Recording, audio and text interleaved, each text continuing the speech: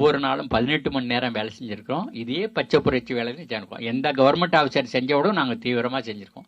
எல்லாத்தையும் மக்கள்கிட்ட கொண்டுகிட்டு போயாச்சு. அவங்களுக்கு கடன் கொடுத்தாச்சு, நேர்மையாக இருந்தாச்சு, எல்லாத்தையும் சொல்லி கொடுத்தாச்சு, கோடவுன் வச்சாச்சு, விளைஞ்சதை வச்சுட்டு விலை வந்தபோது விற்றுக்கிறதெல்லாம் பண்ணியாச்சு. ஆனால் எல்லாம் கடனாளியாக இருந்தாங்க. இந்த விவசாயிக்கு இந்த டிராக்டரை விற்கிறவன் கோடீஸ்வரனாக இருக்கான், அந்த ரசாயன உரங்களை விற்கிறவன் கோடீஸ்வரனாக இருக்கான், விதையை விற்கிறவன் கோடீஸ்வரனாக இருக்கான், பூச்சிக்கொல்லி விற்கிறவன் கோடீஸ்வரனாக இருக்கான், இந்த பூச்சிக்கொல்லியை தெளிக்கிற அந்த ஸ்ப்ரேயர் விற்கிறவன் கோடீஸ்வரனாக இருக்கிறான், இவளையும் வாரிட்டு வர்ற லாரி விற்கிறவன் கோடீஸ்வரனாக இருக்கான், லாரி ஊற்றுற டீசல் விற்கிறவன் கோடீஸ்வரனாக இருக்கான், அதில் மேலே போட்டு மூடிட்டு வர்றானே அந்த தார்பாய் விற்கிறவன் கோடீஸ்வரனாக இருக்கான், அந்த பம்பு செட்டு கட்டுறதுல சிமெண்ட் விற்கிறவன் கோடீஸ்வரனாக இருக்கான், கல் விற்கிறவன் கோடீஸ்வரனாக இருக்கான், மணலை விற்கிறவன் கோடீஸ்வரனாக இருக்கிறான், அதில் அந்த பைப்பை நட்டு விளக்கு போடுறானே அவன் கோடீஸ்வரனாக இருக்கான், வயரை இழுத்துட்டு வரவன் கோடீஸ்வரனாக இருக்கான்.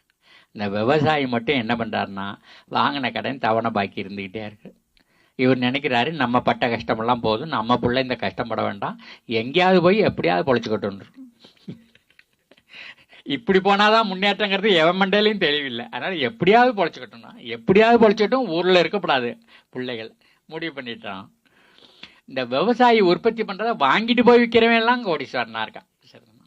இவனுடைய நெல்லை வாங்கிட்டு போய் விற்கிறவன் கோடீஸ்வரன், நெல்லை அரிசியாக்கி வைக்கிறவன் கோடீஸ்வரன், அந்த தவிட்டை கால்நடை தீவனியாக மாற்றுறவன் கோடீஸ்வரன், இவன் நிலக்கல்லையை வாங்கிட்டு போகிறவன் கோடீஸ்வரன், அதை பருப்பாக உடைக்கிறவன் கோடீஸ்வரன், பருப்பை எண்ணெயாக்கிறவன் கோடீஸ்வரன், அதை புண்ணாக்க கால்நடை தீவனியாக வைக்கிறவன் கோடீஸ்வரன், இந்த புண்ணாக்கையும் தவிடையும் சேர்த்து ஒன்றா கட்டுறான் பாருங்க, அந்த சாக்கு தைக்கிறவன் கோடீஸ்வரன், அந்த சாக்கில் அச்சடிக்கிறவன் கோடீஸ்வரன், இவன் மிளகாயை வாங்கிட்டு போவேன் கோடீஸ்வரன், அதை பவுடர் ஆக்கிறவன் கோடீஸ்வரன், அதில் இன்னும் கொஞ்சம் மரத்தொழியும் கலந்து மிளகா பொடின்னு வைக்கிறவன் கோடீஸ்வரன், இவன் மாட்டை கொண்டு போய் விற்கிறவன் கோடீஸ்வரன், அதை வெட்டுறவன் கோடீஸ்வரன், அதில் தோலில் செருப்பு தைக்கிறவன் கோடீஸ்வரன், செருப்பை விற்கிறவன் கோடீஸ்வரன், அதில் எலும்பில் உரம் தயாரிக்கிறவன் கோடீஸ்வரன், அந்த குழம்புலையும் கொம்புலையும் கப்பலுக்கு ஆணி தயாரிக்கிறவன் கோடீஸ்வரன், அந்த நரம்பில் டென்னிஸ் மட்டை தயாரிக்கிறவெல்லாம் கோடீஸ்வரன்.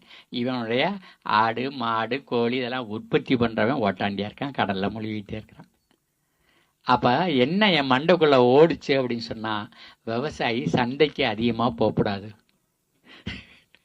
எந்த வீட்டுக்கு போனாலும் அவங்க என்ன பண்ணுறாங்கன்னா கொஞ்ச நேரம் என்னோட பேசி இருக்கிறாங்க, பேசிட்ட பிறகு ஆமாம் சரி நேரம் ஆச்சு அப்படி கிடையாத பாட்டு புறப்படுறேன் அப்படி சொன்னால் இப்போ என்ன அவசரம் சாப்பிட்டு போகலான்ட்டு.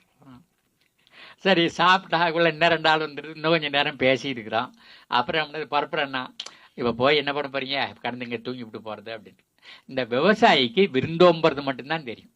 ஆனால் வியாபாரிக்கு வர்றவன் எப்படிப்பட்ட ஆள் வர்றான், பையில் எவ்வளோ பணம் இருக்கும், இன்றைக்கி என்ன காரியத்துக்காக வர்றான், எப்படி பிடிக்கிட்டு விடலாம், அது ஒன்று மட்டும் தான் அவனுக்கு போடும்.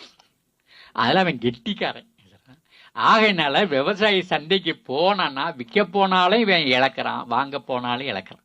அதனால் விவசாயி சந்தைக்கு போகிறத குறைக்கணுங்கிறது மட்டும் தான் எனக்கு மண்டையில் வந்துச்சு. அந்த